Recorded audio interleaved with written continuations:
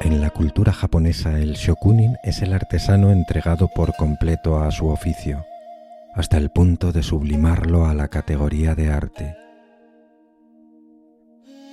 Sabae, provincia de Echizen, año 3 de la era Keicho, 1598.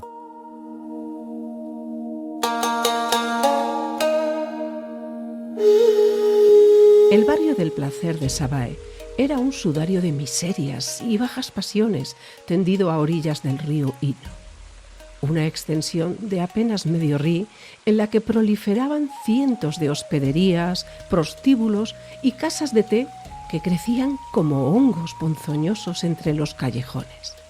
Quizás pareciera un lugar impropio del maestro Ikeai Inafune, médico de cámara del clan Shimizu, pero suscitaba su interés como ningún otro rincón del feudo.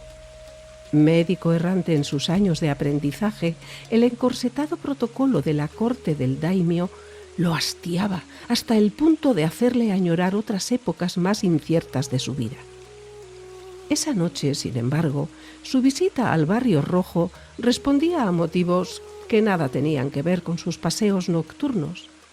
Un doshin de bajo rango había acudido a su consulta poco después de la puesta de sol. La guardia local necesitaba que examinara un cadáver hallado en un burdel, en circunstancias difíciles de esclarecer, según le explicaron. No era aquella la primera ocasión en que los agentes de justicia recurrían a él, y el médico solía atender sus requerimientos con interés, agradecido de cualquier distracción que lo aliviara de la rutina del castillo. Aunque, a decir verdad, nunca antes se le había convocado con tanta premura. Así que ahora avanzaba entre el gentío, con el joven agente abriéndole paso a empellones. Y tras Ikeai Inafune, la señora Tsukumo, su ayudante y farmacéutica, una anciana de carácter enérgico, dotada de una capacidad de observación y unos conocimientos botánicos que el médico valoraba en grado sumo. Solía asistirle cuando debía pasar consulta fuera de la residencia del daimio y esa noche no había sido una excepción. El burdel se halla cerca del puente de Shiraoka, explicó el doshin cuando alcanzaron el paseo ribereño. Estamos cerca. En la margen oeste del río se concentraban las casas de peor reputación, algo que el viajero despistado averiguaba al aproximarse a cualquiera de los 3 puentes que cruzaban el río Ino, pues contra las balaustradas se apoyaban prostitutas de aspecto famélico y rostros embadurnados en polvo de arroz, en un vano intento de disimular las marcas de viruela y otras enfermedades.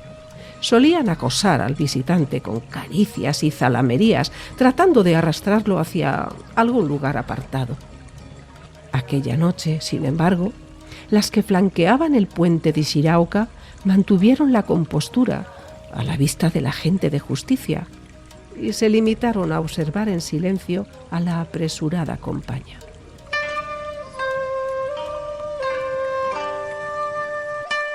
La casa que buscaban no se encontraba muy lejos del canal. Era la única rodeada por un muro de piedra y madera, lo que a primera vista le dotaba de cierta prestancia, pese a que los tablones se hallaran hinchados por la humedad. Estos vedaban un jardín descuidado y de escasos secretos, pero que, de algún modo, confería al conjunto el encanto de épocas mejores. El maestro Inafune no pudo evitar la idea de que la casa era fiel reflejo de las flores que guardaba. El agente junto a la puerta los saludó con vehemencia y les indicó con gesto marcial el camino que debían seguir. Cruzaron el jardín en dirección a la terraza donde los aguardaba, de rodillas sobre la tarima de madera, la encargada del local. La mujer, de edad similar a Tsukumu, los saludó tocando el suelo con la frente y le rogó que la acompañaran. Se adentraron por los pasillos de madera opacada por los pasos de los feligreses del mundo flotante. Los tablones crujían bajo cada pisada y el aire exudaba un hedor lascivo, apenas disimulado por el incienso. Aquel laberinto de corredores y recovecos estaba flanqueado por un sinfín de pequeñas estancias veladas por paneles deslizantes, todas ellas vacías en ese momento. Solo una permanecía iluminada y abierta de par en par. Al asomarse a aquella sala, pudieron contemplar por fin el motivo que los había traído hasta allí.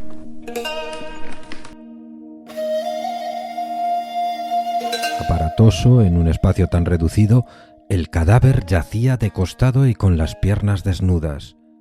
Un hombre de aspecto grave permanecía junto al cuerpo, observaba el cadáver mientras se pellizcaba la barbilla con gesto ausente. Vestía jacama y el casco que lo identificaba como oficial de justicia. No era la primera vez que Ikeyai se cruzaba con él. Se trataba de Nagamasa Sogo, un investigador inflexible y obstinado, aunque no exento de cierta astucia. Al fondo de la sala, encogida contra un rincón, una muchacha que no podía tener más de 18 años envolvía el cuerpo con una colcha.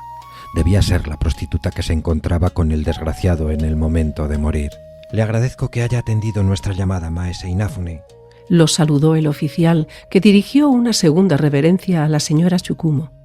«Temo que podamos encontrarnos ante algún tipo de epidemia». ¿Epidemia?, repitió Ikeyai al tiempo que se arrodillaba junto al cuerpo. Una conclusión un tanto alarmista, si no le importa, oficial. Déjeme a mí los diagnósticos. El médico apoyó los dedos bajo el mentón del finado y percibió de inmediato la aprensión de los samuráis. Tocar un cadáver con las manos era una desdicha, un gesto degradante, reservado para los sitie y los bonzos. Pero Ikeyai no conocía otra forma de tomar el pulso. En efecto, aquel hombre estaba muerto, aunque aún conservaba algo de calor.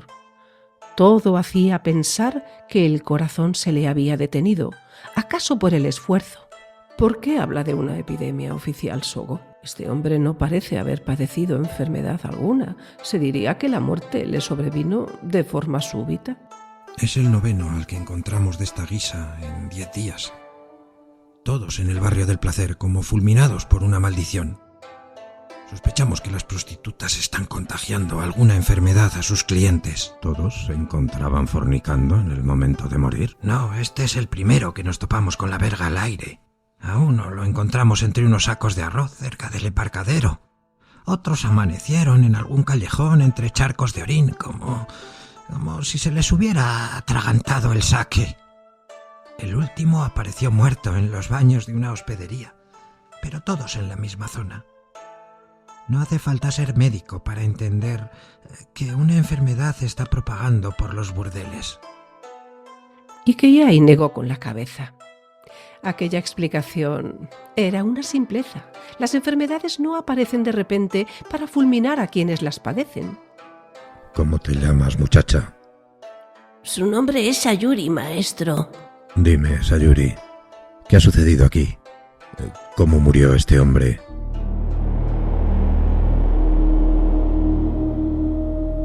La muchacha tragó saliva y respiró hondo unas cuantas veces intentando encontrar el hilo de su propia voz. Estaba agitado cuando llegó. Al parecer había reñido con alguien fuera, pero la cosa no fue a más, aunque no tenía buen aspecto cuando me lo enviaron. Se echaba la mano al costado. Le dije que no estaba en condiciones, que le devolvería su dinero, pero me dijo que había cruzado el río para follar y que no volvería hasta haberlo hecho. Después de meterla, comenzó a respirar raro. Empujó un par de veces y paró. Algunos hombres gruñen y jadean, y yo pensaba que simplemente era de los que acaban pronto, pero cayó sobre mí y ya no se movió más, y tuvieron que venir a sacármelo de encima. Ikeyai intercambió una mirada con el oficial de justicia, pero este parecía ajeno a cualquier tipo de compasión hacia la joven prostituta. A no ser que necesite algo más de ella, oficial Sogo, quizás alguien debiera acompañarla fuera. No es apropiado que permanezca aquí. Sogo levantó la barbilla para indicar a la encargada que llevara fuera a la muchacha. Pero que nadie abandone el local. La mujer echó un último vistazo al cadáver. En sus ojos solo se leía el alivio de que, en esa ocasión, no había sido una de sus niñas la tocada por la desgracia. Después abrazó por los hombros a la joven y la condujo fuera. En la sala quedaron ambos médicos y el oficial de justicia. ¿Qué opina, señora Tsukumu? La anciana, que hasta ese momento no había abandonado su lugar junto a la entrada, se aproximó para arrodillarse junto al cuerpo. 9 muertos en poco más de una semana. Todos hombres y sin signos de violencia o enfermedad. La mujer empujó el cadáver hasta que quedó tendido boca arriba. Solo se me ocurre una explicación. Tsukumu examinó los ojos del finado. A continuación le abrió la boca y olió en el interior. Frunció el ceño, como si no estuviera satisfecha. Sin necesidad de ayuda levantó la cabeza del difunto y se la apoyó en el regazo para poder desnudarlo por completo. Cuando toda la piel estuvo expuesta, comenzó a tantear meticulosamente tras las orejas, en la nuca, en el hueco entre las clavículas, bajo la axila. Aquí, acérquese, Maese Inafune. Lo invitó sin apartar el dedo de un punto en el costado izquierdo. Ikeyai descolgó la linterna de la pared y la aproximó al lugar indicado por su asistenta. A pesar de la precisa indicación de la anciana, tardó en ver la leve erupción enrojecida.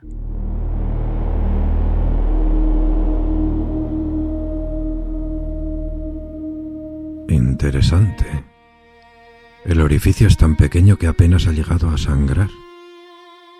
Penetró entre la segunda y la tercera costilla, muy cerca del corazón. ¿Un orificio? Este hombre ha sido apuñalado, pero con un punzón tan fino que apenas ha dejado marca. La punta le atravesó el pulmón, de ahí los jadeos y el dolor en el costado, sin duda. Pero un arma tan aguda solo mataría a alguien si le alcanzara el corazón. Lo han envenenado. Es la explicación más sencilla. Un veneno introducido tan cerca del corazón se extendería rápidamente por la sangre.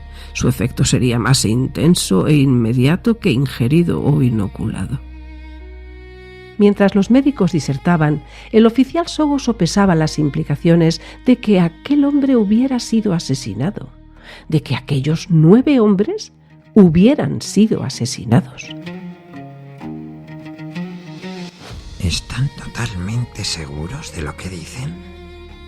¿Hay alguna manera de demostrar que los 9 han muerto del mismo modo? Por ahora solo podemos aseverar que, al menos en este caso, alguien se ha tomado muchas molestias por ocultar el carácter violento de la muerte.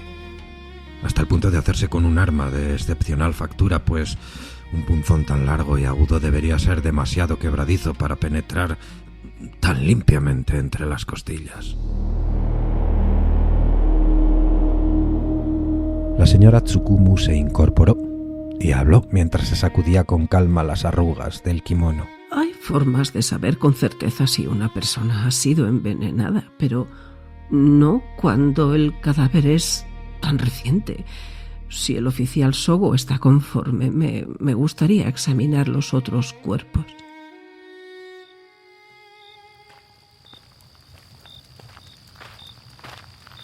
Era casi medianoche cuando los médicos se encaminaron hacia la prisión, acompañados del joven guardia que esa misma tarde había ido en busca de Ikeyai Inafune. Enfilaron una vereda poco transitada que partía desde la orilla oeste del Ino y concluía en un bosque de cedros en cuya linde se había levantado el edificio. A la luz de la luna, la cárcel tenía el aspecto de una vieja fortaleza abandonada, con paredes de argamasa coronadas con una empalizada. El depósito mortuorio se hallaba en la parte posterior, junto a un claro despejado a golpe de hacha.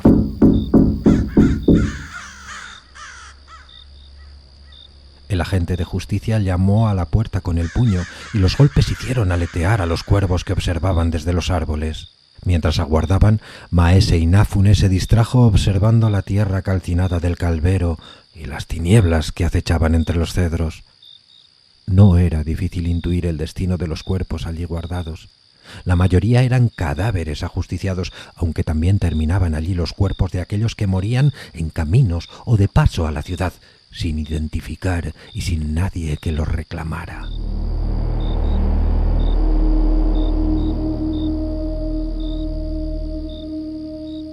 Un hombre encorvado y de dientes no menos torcidos acudió a la llamada. Abrió la puerta con expresión somnolienta y adelantó una linterna colgada de una vara. En cuanto la luz tocó a los recién llegados, comprendió que no lo despertaba uno de sus compañeros, sino un doshin y 2 médicos investidos con el blasón de los Shimizu. Alarmado, se deshizo en exageradas reverencias. Señores, lamento decirles que el alcaide descansa en su residencia. Si precisan... Estos médicos no vienen a ver al alcaide. Responde a sus preguntas y atiéndeles en lo que precisen. El otro se apresuró a asentir, aunque el desconcierto aún le nublaba las entendederas. Dime, ¿cuántos cuerpos guardáis esta noche en el depósito? 6, mi señor. 4 hombres sin identificar, una puta que apareció muerta río abajo y un ronin acuchillado en un cruce de caminos cerca de Yoshidake. El médico y su ayudante intercambiaron una mirada. 4 personas sin identificar, no las 9 de las que había hablado el oficial de justicia.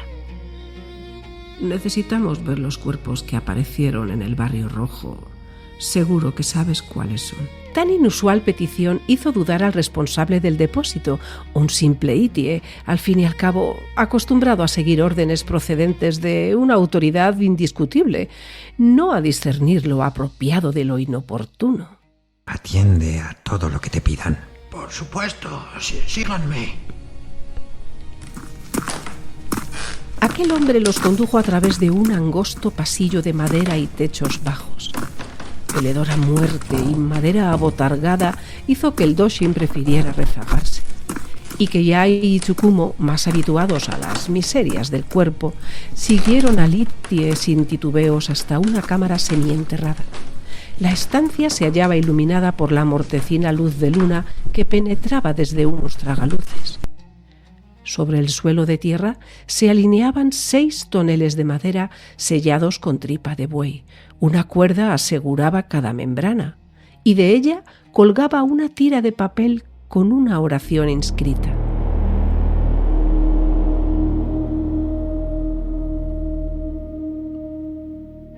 ¿Cuánto llevan aquí? El que más, 6 días. Una vez a la semana viene un bonzo desde el templo de Myogonji para celebrar un funeral.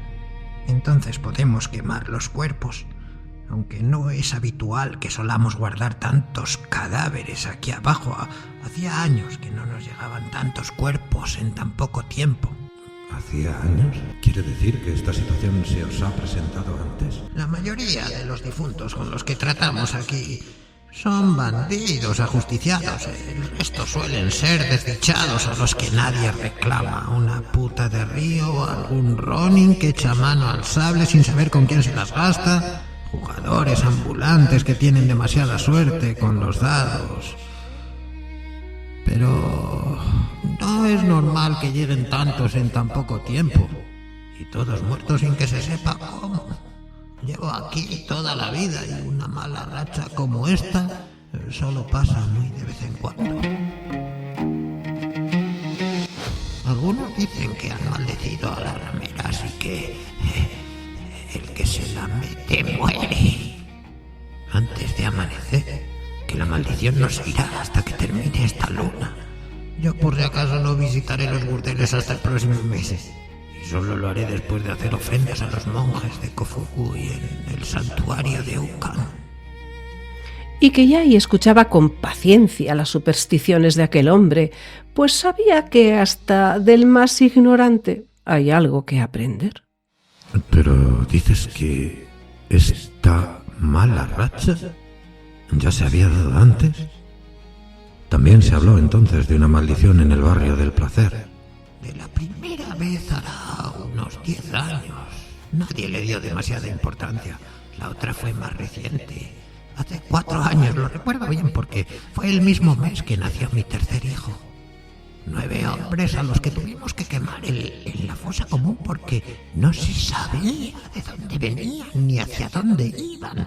Peregrinos y vendedores ambulantes, lo más probable. ¿Fueron muertes violentas? Estaban tal cual dormidos, como si se les hubiera volado la vida de un soplo de viento.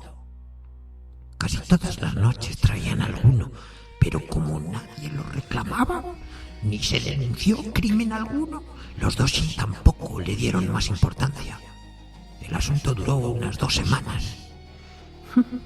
La historia parece repetirse. Y que ya asintió en silencio. Acabemos con esto. ¿Cuáles son los cuerpos que aparecieron en el Barrio Rojo? El vigilante le indicó los 4 toneles sin identificar y Keyai se aproximó a uno de ellos, lo destapó y observó el cadáver envuelto en un kimono blanco. El hedor empalagoso de la carne en descomposición se extendió por la cámara, pero aún era soportable. Indicó al carcelero que extrajera los restos y éste tumbó el tonel empujándolo con el pie. Sin más consideraciones, tiró del sudario hasta sacar el cadáver de la tinaja. El médico se arrodilló y abrió los ropajes. La sorpresa le demudó el rostro. ¿Qué es esto? El cuerpo se hallaba cercenado a la altura del vientre, el torso completamente separado de las piernas. Creí que os lo habrían dicho. Estos cadáveres se han usado para el Tameshigiri. ¿Quién ha ejecutado la prueba? El caballero Kansaemon Itami, maestro espadero de su señoría. Maese Inafune sacudió la cabeza, consternado, pero no tardó en recuperar su habitual pragmatismo. Señora Tsukumu, por favor. La anciana asintió y se arrodilló junto al médico. Unió las manos e inclinó la cabeza ante el cadáver. Namu Amida Butsu.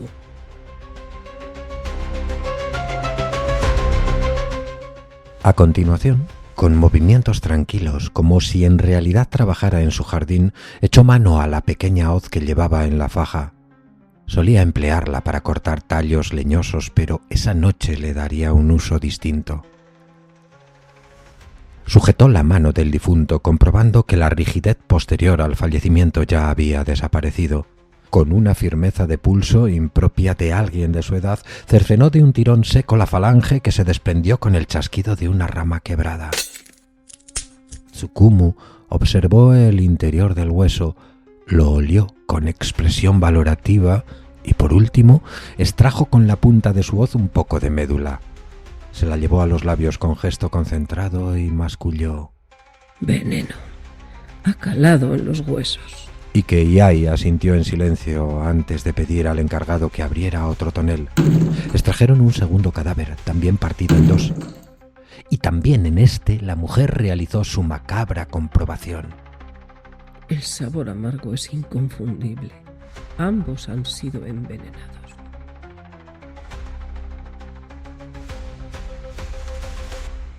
Aún se profanó un cadáver más ante la creciente inquietud del encargado del almacén, que los observaba con angustiado silencio. Tsukumu llegó a la misma conclusión. No es necesario seguir. Todos estos hombres parecen haber muerto del mismo modo.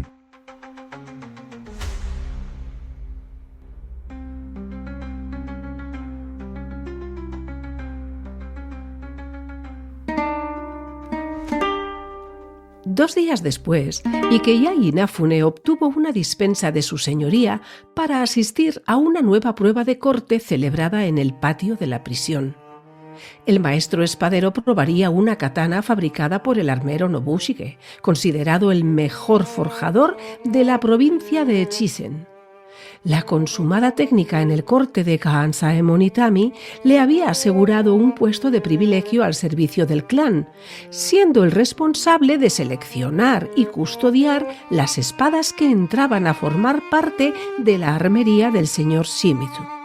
El talento de Itami, no obstante, brillaba en aquellas ocasiones en que debía empuñar el sable, y esto en tiempos de paz solo sucedía en 3 situaciones.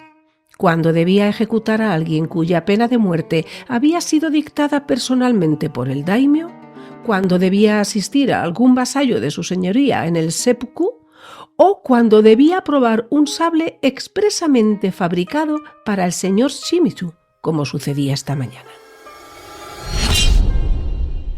Según había podido saber Maese Inafune, la prueba celebrada 2 días antes correspondía al sable corto que Nobushige había forjado para su señoría.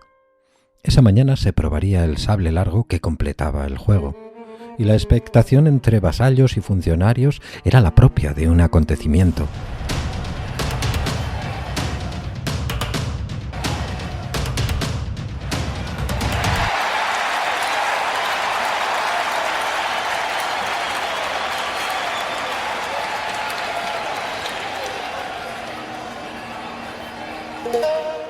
Se decía que incluso su señoría, Shimizu Tono, estaría presente en el Tameshigiri, así como prominentes invitados de los feudos circundantes. Solo una visita del mismísimo Shogun Tokugawa habría levantado más revuelo, y es que se rumoreaba que el maestro había logrado forjar una espada de 5 cuerpos. De ser así, Nobushige se encumbraría entre los más excelsos herreros del país y su nombre se inscribiría junto al de forjadores de leyenda como Masamune o Sengu Muramasa. Un hito que redundaría en gran prestigio para el clan al que servía. Aquellas grandes expectativas saturaban el aire cuando Ikeyai penetró en el patio de la prisión.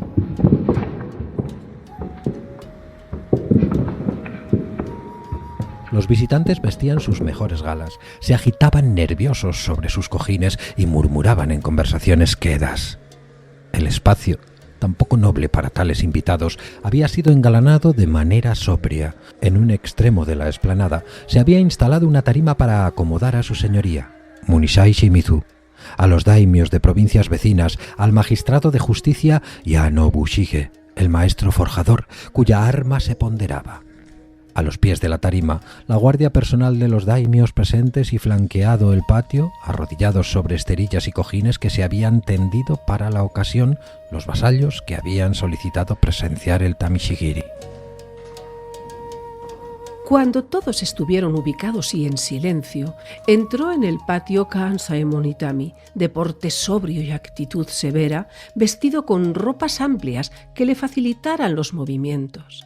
Saludó con una inclinación a las autoridades antes de volverse hacia la puerta por la que habrían de traer los cadáveres.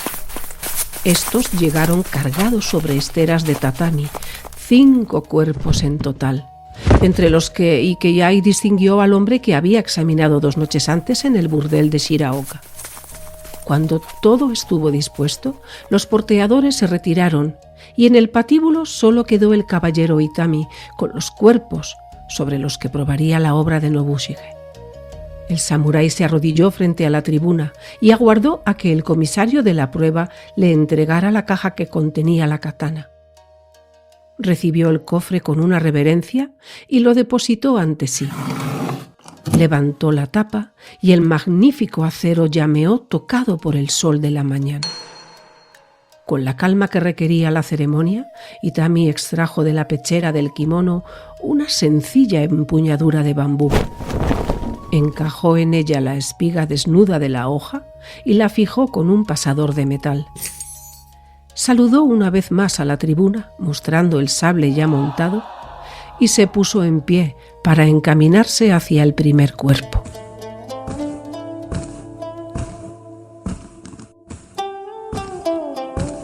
Allí le esperaba el aguador. De rodillas junto al cadáver, atento a las instrucciones del espadero, Itami hendió 2 veces el aire asegurándose de que la hoja estaba bien afilada y por fin la tendió hacia el asistente. Este sumergió el cucharón en el cubo de agua y lo derramó sobre el acero, ungido en aceite desde la noche anterior. El médico, que observaba fascinado las evoluciones del samurái, sabía que el objeto de humedecer el filo era lubricarlo para que cortara mejor los tendones y los huesos. Por fin, Kansaemon Itami se colocó frente al torso, separó las piernas y alzó el sable por encima de su cabeza, empuñándolo con ambas manos. Todos los presentes contuvieron el aliento, atentos al primer corte. Este cayó con la potencia del rayo que golpea la roca, veloz y fulminante, partiendo en dos el tronco y desparramando la inmundicia propia de los hombres sobre la arena. Ikeyai quedó sobrecogido por la técnica del samurái, tan depurada que ni siquiera necesitó gritar para imprimir potencia al mandoble. Tras recoger la hoja y relajar el cuerpo, Itami mantenía una respiración profunda y cadenciosa, como si partir en dos a un hombre apenas precisara de esfuerzo. Limpió la hoja de un golpe de muñeca y avanzó con calma hacia el siguiente cuerpo. El aguador se apresuraba frente a él para llegar a su puesto. Itami se detuvo frente al cadáver y tendió de nuevo la hoja hacia el asistente, que volvió a verter agua sobre ella. El maestro repitió cada gesto con la precisión de quien los ha asimilado hasta incorporarlos a su propia esencia. Su expresión concentrada, la posición separada de los pies, la cantidad de aire justa en el pecho. Para Itami, aquella era la única forma posible de acometer el golpe. El resultado de repetir el mismo movimiento decenas de miles de veces hasta reducirlo a su forma más pura y contenida. De nuevo alzó la espada sobre la cabeza y de nuevo la descargó empujando con todo su cuerpo, desde los hombros hasta la cadera y las piernas, acompañando al acero con su mismo ser. Desgarró vísceras y carne, cercenó la espina dorsal y continuó cortando hasta que el filo tocó el montículo de arena.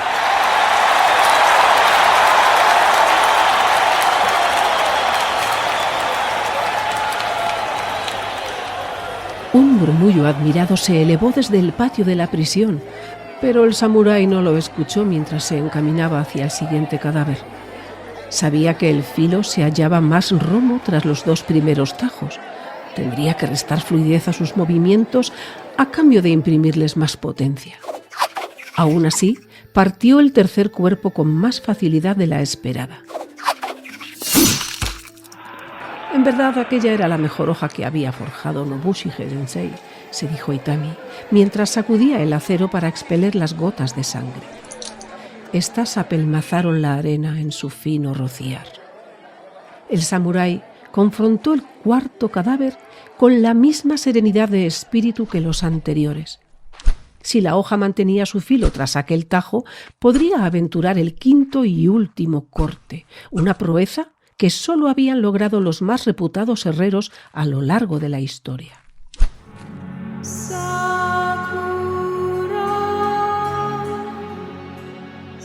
Kansaemon Itami apoyó el lado interior del sable sobre el punto donde iba a cortar, midiendo la distancia. A continuación, giró la empuñadura y levantó el filo hacia el cielo. Sabía que en aquella ocasión debería bajar más la cadera, descargar un golpe que aplastara al tiempo que cortaba, y así lo hizo. Completó un tajo menos limpio que los anteriores, pero que, no obstante, logró partir en dos el torso. Un coro de voces excitadas se elevó hacia el cielo de la mañana y el comisario de la prueba debió insistir para imponer silencio. Todos callaron poco a poco, pero las miradas de satisfacción volaban de unos a otros.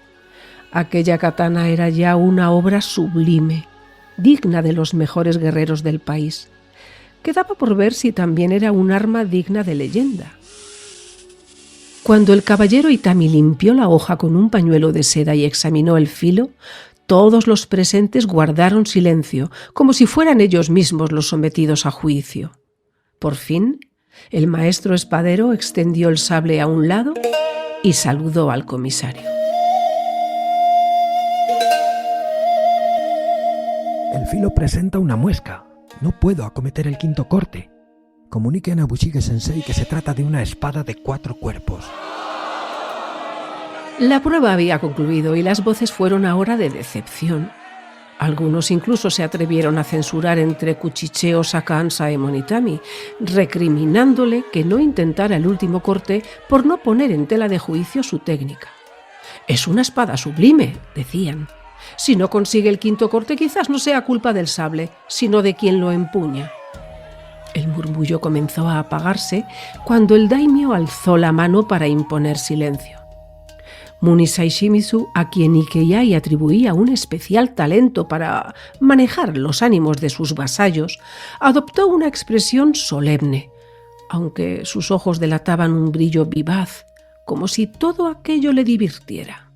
Una vez más, el señor Nobushige ha hecho honor a su reputación forjando un arma soberbia. No puedo sino congratularme de tener semejante herrero a mi servicio. Dicho esto, el maestro me ha pedido permiso para expresar una petición. El veterano hacedor de espadas clavó los puños frente a sí y se inclinó hasta tocar el suelo con la frente. Ruego a su señoría me conceda una semana más para trabajar el filo de esta espada, y ruego al caballero Itami que se preste a repetir la prueba transcurrido este tiempo. Shimizu sonrió. ¿Qué dices, Itami? ¿Estás dispuesto a repetir el Tameshigiri o ya estás viejo para tanto cortar y sajar? Haré lo que su señoría considere oportuno, respondió el samurái con una reverencia. El daimyo asintió, satisfecho. Dentro de una semana volveremos a vernos aquí. Esperemos que para entonces herrero y espadero den lo mejor de sí. Esa misma tarde, Ikeyai Inafune solicitó audiencia con el maestro de armas, Kansaemon Itami. El encuentro tuvo lugar en una pequeña sala de recepciones habilitada en la propia armería del castillo. El suelo estaba cubierto de tatami y las paredes mostraban tapices de papel donde se recreaban las más gloriosas campañas militares del clan Shimizu. Cuando Itami entró en la sala, encontró al médico observando con interés aquellos pasajes bélicos narrados a dos tintas.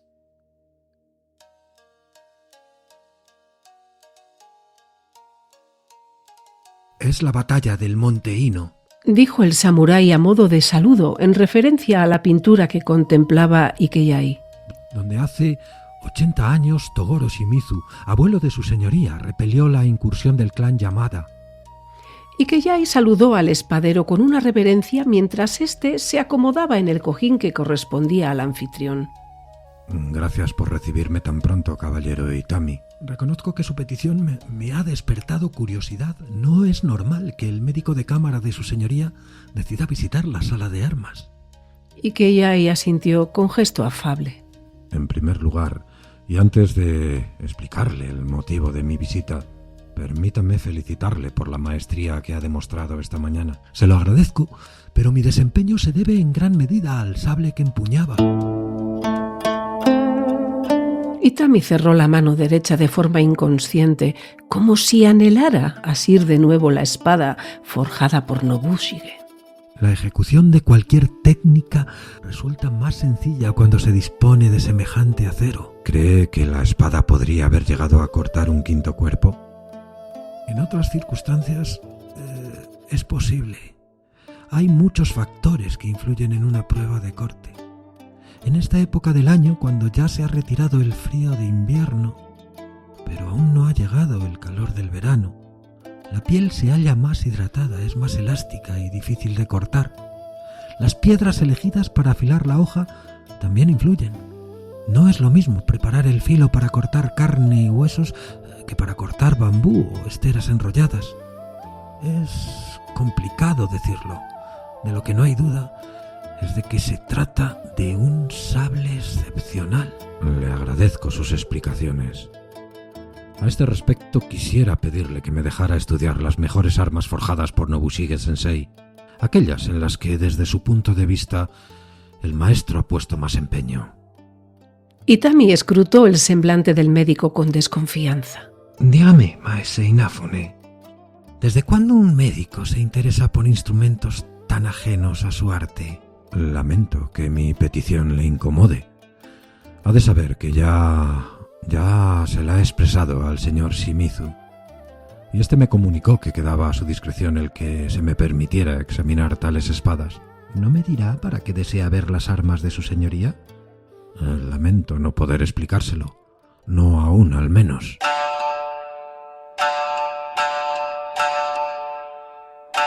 Itami torció el gesto, pero no vislumbraba en el médico intenciones deshonestas. Aguarde aquí. Ikeyai esperó sin levantar la vista del suelo, arrodillado en la posición formal que exigía el protocolo. Cuando el espadero regresó, sostenía sobre los antebrazos 2 cajas de madera de cerezo lacadas en negro. Se acomodó frente al médico y las colocó entre ambos. Normalmente, un forjador de espadas alcanza el culmen de su arte cuando ha ejercido el oficio durante 40 años. Es entonces cuando da forma a sus mejores aceros. Ese ha sido también el caso de Nobushige Sensei, y estas son, bajo mi humilde entender, sus 2 creaciones más excelsas, sendas Daisho, fabricadas para su señoría. Itami pasó la mano sobre las cajas, invitándole a examinarlas. Con absoluta reverencia, el médico abrió el primer cofre y observó las hojas larga y corta, ambas desnudas, carentes de empuñadura o cualquier ornamento. A continuación, sirviéndose de un pañuelo de seda, pidió permiso para sacar la katana sosteniéndola por la espiga. Apoyó el lado romo sobre su antebrazo y evaluó el filo corvo con ojo atento. Sus movimientos desenvueltos no pasaron desapercibidos al maestro de armas. Veo que no es la primera vez que sujeta una hoja. Ikeyai sonrió con torpeza. Simplemente soy un hombre observador. Nada sé de espadas, créame. Con cuidado, el médico extendió el paño sobre el tatami y apoyó la hoja sobre éste. Después sacó de la pechera un carboncillo y un pliego de papel. Apoyándolo sobre la espiga, calcó las inscripciones allí cinceladas por el herrero, donde figuraban su firma, la fecha de fabricación y la calidad del arma. 4 cuerpos en este caso. Devolvió el sable a la caja y se la entregó al caballero Itami. Después repitió la operación con el otro juego de espadas, siempre bajo la atenta mirada del samurái, que observaba con curiosidad el proceder del médico. Cuando hubo concluido, Ikeyai saludó con una profunda inclinación a su anfitrión. Le agradezco su paciencia y le deseo suerte en la prueba que ha de afrontar la próxima semana. Dicho esto, abandonó la armería sin más explicaciones, dejando a un desconcertado Kansaemon Itami tras de sí. Ikeyai decidió tomarse algunos días para reflexionar sobre cómo proceder. Era consciente de que no se hallaba entre sus funciones acometer una investigación de aquella índole, pero al no disponer de pruebas concluyentes, trasladar sus sospechas a los agentes de justicia podía ser igualmente irresponsable. 5 días después de su visita al espadero, mientras trabajaba en la consulta del castillo junto a la señora Tsukumo, comprendió que el tiempo no jugaba a su favor. Esta mañana los Doshin han traído noticias terribles. Se trata de un asunto confidencial, pero alguien de la guardia se ha ido de la lengua y ya está al tanto todo el castillo. Esos hombres deberían ser más discretos con los asuntos que se traen entre manos. Ikeyai, que se sentaba frente a la anciana en una mesa baja, levantó la vista del calendario de visitas. Sabía que su ayudante le daba a entender que tales noticias le incumbían, aunque no quisiera expresarlo abiertamente. Es relativo a las muertes en el Barrio Rojo. Creo que los Doshin estaban más tranquilos cuando creían que una enfermedad había matado a esos infelices. ¿Cuántos han sido esta vez? 4 en las 2 últimas noches. El médico torció los labios, disgustado por cómo los acontecimientos se habían precipitado. Fue negligente al pensar que podría postergar tales cuestiones, incluso desentenderse de ellas. He de marcharme. Encárguese usted de los pacientes de hoy, por favor. No le darán muchos problemas. La mayoría son viejos funcionarios que necesitan charlar un rato. ¿Viejos charlatanes como yo, Maese Inafune? Usted, señora Tsukumo, sigue siendo la dama más hermosa y astuta de Sabae. Y se despidió con una rápida reverencia. Ikeyai recorría el barrio de los artesanos a buen paso, impulsado por una resolución que le quemaba en las entrañas. Tenía la convicción de que aquellas 4 muertes podrían haber sido evitadas, y ese pensamiento comenzó a atormentarlo según se alejaba de sus quehaceres para adentrarse de nuevo en aguas profundas y caudalosas, aguas que podían arrastrarlo. Pero estaba convencido de ser el único capaz de evitar las muertes que estaban por venir.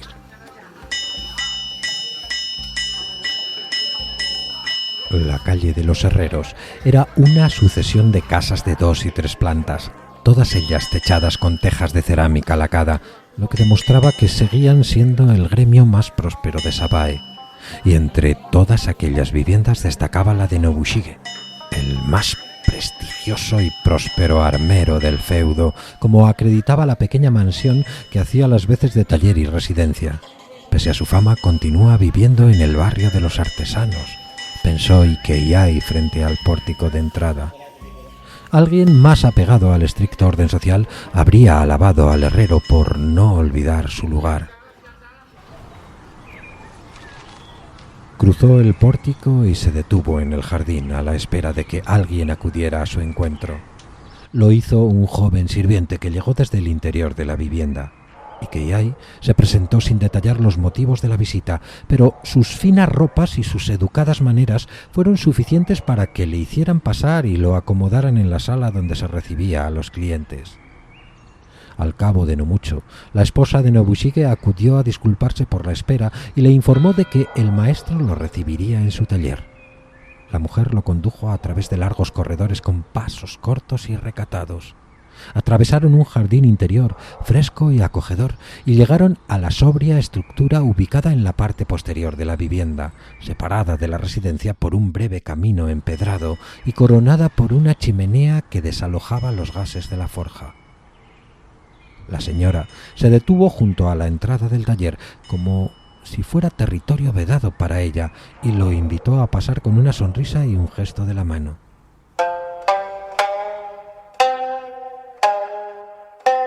Ikeyai se adentró con cierto recelo en aquella sala en penumbras. La atmósfera tibia y el olor sulfuroso le secaron los ojos y la garganta. En las paredes se exhibían decenas de lanzas, dagas, sables y algún que otro arcabuz. Cruzó el recibidor y se aventuró, titubeante, en un pasillo iluminado por la claridad que llegaba desde la única puerta descorrida. Allí encontró a Nobushige, sentado de espaldas a una terraza que se asomaba a un sencillo jardín de té. El contraluz ensombrecía los rasgos del shokunin, pero nada opacaba su mirada, surcada de arrugas ennegrecidas por el hollín indeleble de la forja.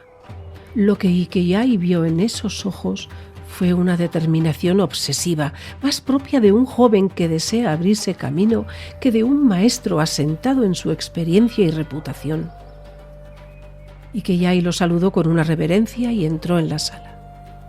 No pudo evitar mirar a su alrededor, consciente de que aquel era el santuario del maestro, el verdadero corazón de su casa, más incluso que la forja, donde simplemente daba forma a lo que allí imaginaba. Avanzó sobre el suelo de tatami y se maravilló de la discreta armonía del conjunto. La luz sin tamizar, atenuada al reflejarse sobre la madera oscura del suelo, el aire liviano, refrescado por las fragantes plantas de té que invitaba a cerrar los ojos y respirar. Las paredes en penumbra, sin más adornos que una caligrafía en la que se leía: por último, olvida todo lo aprendido. Cuando por fin se sentó frente a Nobushige, el médico reparó en el último elemento que equilibraba la estancia, una caja lacada en negro que reposaba a la derecha de su anfitrión. Me alegro de conocerle, maese Inafune. Honra a esta casa con su presencia, dijo el maestro, y por su saludo Ikeyai tuvo la impresión de que, en cierto modo, aquel hombre lo estaba esperando. Nobushige abrió la caja, cuya tapa colocó entre ambos a modo de bandeja, y sacó 2 sencillos cuencos de barro. Me dijeron que el otro día se hallaba entre los invitados al Tameshigiri. Así es. Su señoría me dispensó de mis obligaciones para poder asistir. El herrero asintió en silencio mientras desenroscaba un pequeño recipiente de bambú.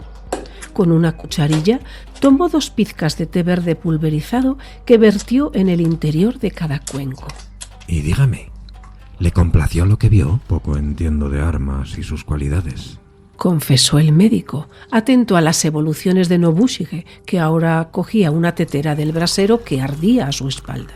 Aún así, pude apreciar la maestría de su trabajo. Tengo entendido que muy pocas hojas llegan a cortar 4 cuerpos. El anfitrión vertió agua caliente en sendos cuencos y tras devolver la tetera de hierro a su lugar, tomó una brocha de bambú del interior de la caja. Batió con suavidad las infusiones hasta que el polvo de té se hubo diluido en una espuma verde. Por último, secó la brocha con un paño de seda y la devolvió a la caja. El tiempo parecía suspendido mientras Nobushige preparaba el té y solo volvió a fluir cuando, tras recogerse la manga del kimono con la mano opuesta, alzó el cuenco para ofrecérselo a Ikiai. Este lo recibió con ambas manos y una leve inclinación. Es un té delicioso. Alabó el médico tras un primer sorbo, atento al protocolo. Me alegro de que se lo parezca. Ahora, dígame, ¿qué le ha traído hasta aquí? La verdad es que me gustaría consultar con usted un aspecto de la prueba. Nobushige enarcó una ceja. Explíquese. Verá, llamó mi atención la proporción de los cuerpos empleados en la prueba de corte. Todos de una complexión y altura similar. Hombres que debieron de estar sanos y fuertes con un abdomen delgado. No cualquier cuerpo sirve para una prueba de este tipo. Eso tenía entendido. Lo que me llevó a una reflexión. La ley solo permite practicar el tameshigiri sobre cadáveres de ajusticiados y de personas innobles cuyos cuerpos no han sido reclamados, pero ¿cuántas personas de esa condición pueden morir a lo largo del año en Sabae? Y de esas, ¿cuántas presentan los rasgos físicos idóneos para probar sobre ellas el corte de una espada?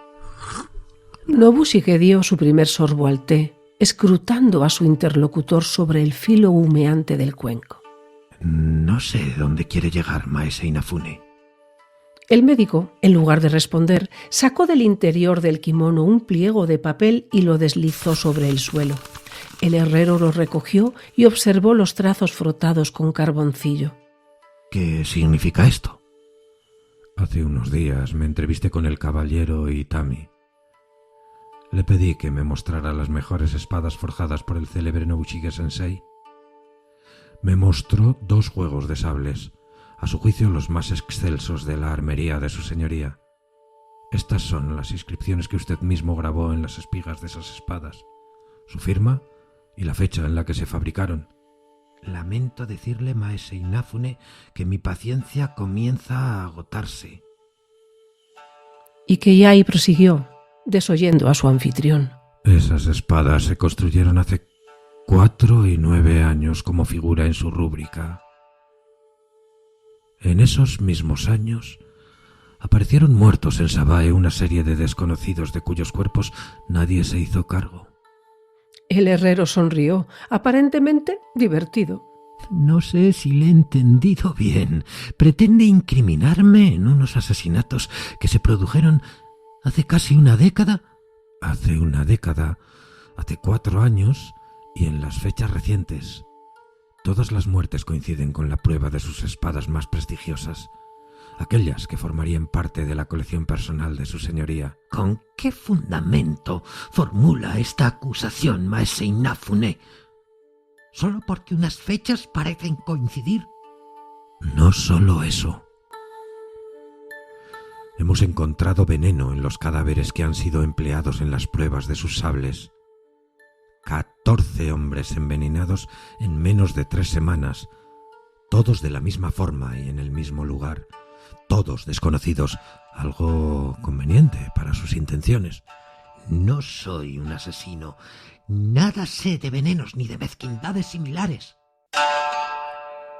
Quizás no sea un envenenador, pero sí un magnífico herrero, y el arma utilizada para envenenar a esos hombres requiere de una factura excepcional. Pocos herreros serían capaces de crear una punta tan fina y resistente. Y de esos, solo uno se ha beneficiado directamente de estas muertes. Nobushige golpeó el suelo con el puño y los utensilios de té tintinearon dentro de la caja.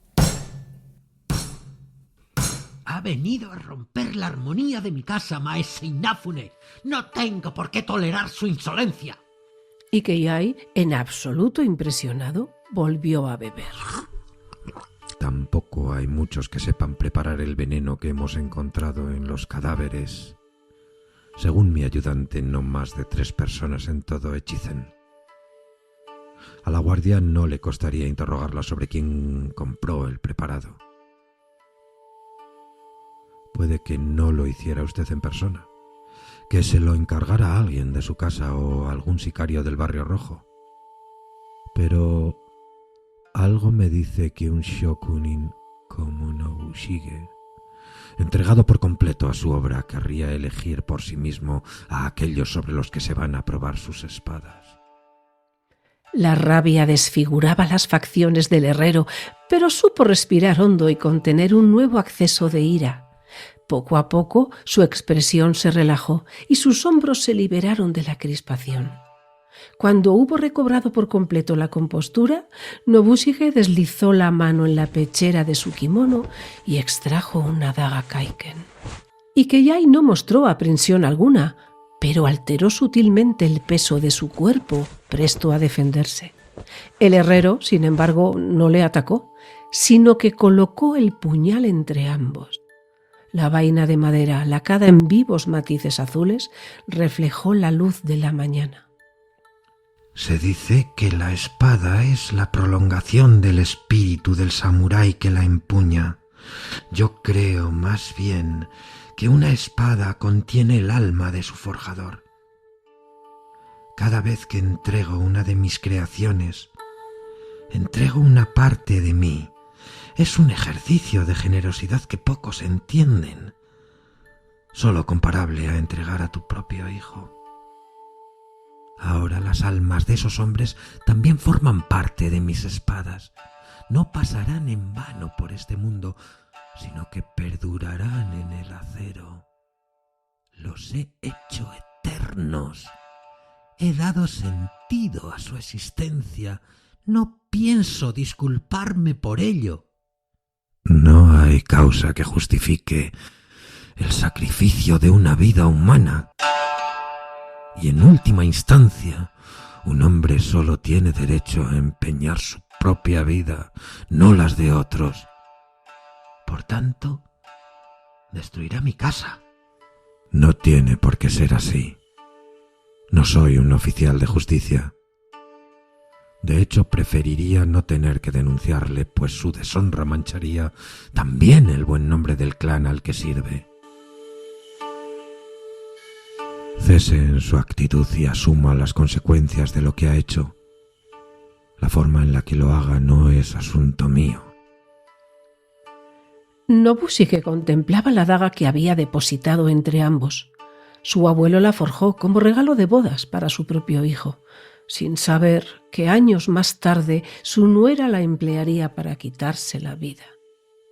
Fue Nobushige quien encontró el cuerpo de su madre, quien abrió con ternura los dedos exangües para recuperar el puñal, quien lo limpió y lo ocultó entre sus ropas. Aún no sabía por qué. Desde ese día llevaba la hoja siempre junto a su corazón, convencido de que el acero había embebido parte del alma de su madre. Le era, por tanto, más preciado que la más excelsa de sus creaciones, y tras meditar en su contemplación, el herrero terminó por asentir.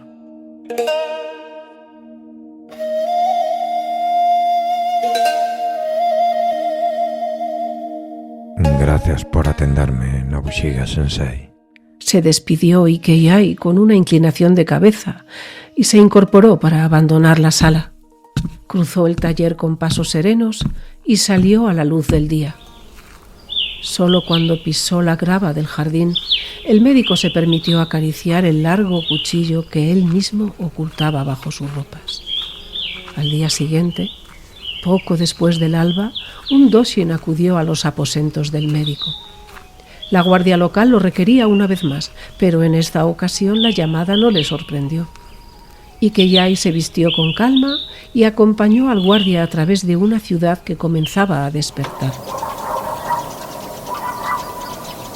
Aún no había amanecido por completo cuando llegaron a la residencia de Nobushige Sensei. En el interior de la vivienda, en la misma sala donde Ikeyai se había entrevistado con aquel hombre, yacía el cuerpo del forjador de espadas. Este se sostenía aún sobre las rodillas, con las mangas del kimono bajo las piernas, de modo que el cadáver no se desplomara de forma indigna sobre el suelo. El cuello aparecía seccionado de oreja a oreja por el cuchillo que se había deslizado desde la mano derecha. Custodiando el cadáver, escrutándolo con detenimiento, como en tantas otras ocasiones, se hallaba el oficial Sogo. Gracias por venir, maese Inafune. Por razones obvias, lamento no poder darle los buenos días. ¿Por qué me necesitan aquí, oficial Sogo? Preguntó Ikeyai sin apartar la mirada del hombre al que, en cierto modo, él mismo había condenado a muerte. No veo cuál es el dilema médico en este caso. Me gustaría que examinara el cuerpo. Su esposa lo halló así esta mañana, después de que hubiera trabajado durante toda la noche en el sable que el señor Itami ha de probar. Frente al cadáver, alineada con la estera de tatami, reposaba la caja alargada que debía contener la última creación de Nobushige Sensei. ¿Qué espera que compruebe? No entendemos por qué el señor Nobushige se ha suicidado cortándose el cuello, como es costumbre entre las mujeres, en lugar de seccionarse el vientre, como corresponde a un armero de ascendencia samurái. Creemos posible que alguien lo haya degollado y que después haya simulado un suicidio. Su mujer es nuestra principal sospechosa. Ikeyai frunció el ceño ante otra de las improbables teorías de Sogo, mas en ese caso, cuyas motivaciones eran claras para él. Aún así, se arrodilló junto al cadáver y comprobó que el corte en la garganta seguía la pauta que correspondía a una herida autoinfligida, más profunda al principio, más superficial e irregular hacia el final, cuando los espasmos y la falta de sangre hacían perder firmeza a la mano. Bajo el cuello, en el interior del kimono blanco que vestía el cadáver, asomaba un pliego de papel impregnado de la propia sangre del shokunin. Ikeyai lo recuperó y leyó la nota. Este hombre se ha suicidado. Se ha abierto el cuello y no el vientre porque desea que su cuerpo sea el quinto corte en el tamishigiri que se ha de celebrar mañana.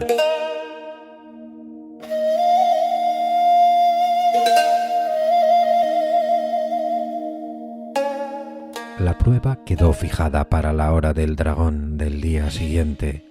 Maese Inafune, por su parte, decidió permanecer en la consulta y abstraerse en sus quehaceres cotidianos. No fue hasta bien entrada la mañana que escuchó tañer las campanas de los templos que rodeaban Sabae. Cuando la señora Tsukumo llegó a la consulta, Ikeyai le preguntó por qué motivo los bonzos hacían sonar las campanas.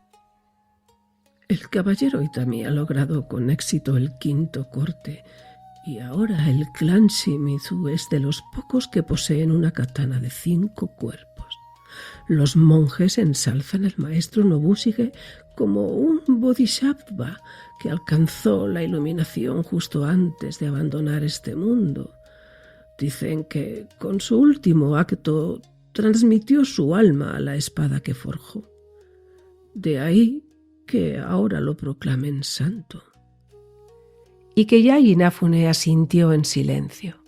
Los muertos y los santos no son de nuestra incumbencia. Centrémonos en los vivos que aún desean continuar con vida. Dígame, señora Tsukumo, ¿cómo fueron las consultas que ayer no pude atender?